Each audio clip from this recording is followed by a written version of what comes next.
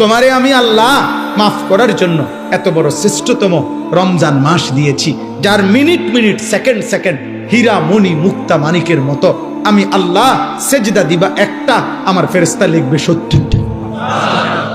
আমি আল্লাহ রহমত দিয়া সাজাইছি, মাগফিরাত দিয়া সাজাইছি, জাহান্নাম থেকে নাজাত দিয়া সাজাইছি। আমি আল্লাহ বৃহস্পতিবার দিবাগত রাতে গুনাহ মাফ করে থাকি।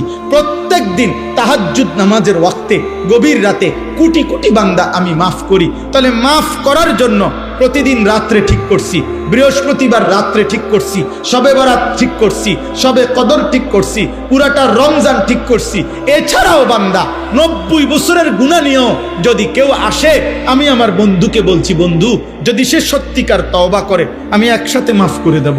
আসমান পরিমাণ গুনাহ নিয়ে আসলে মাফ করে দেব, পাহাড় পরিমাণ গুনাহ নিয়ে আসলে মাফ করে দেব, জমিনের বালুকণা পরিমাণ গুনাহ নিয়ে আসলে আমি মাফ করে দেব। তুমি এরপরে বলো বান্দা, আমি যদি তোমাকে জান্নাত দিতে চাইছি বলে কতভাবে আয়োজন করলাম, আমি আর কি বললে, আর কত সুযোগ দিলে তুমি জাহান্নাম থেকে মুক্তি পাইবা।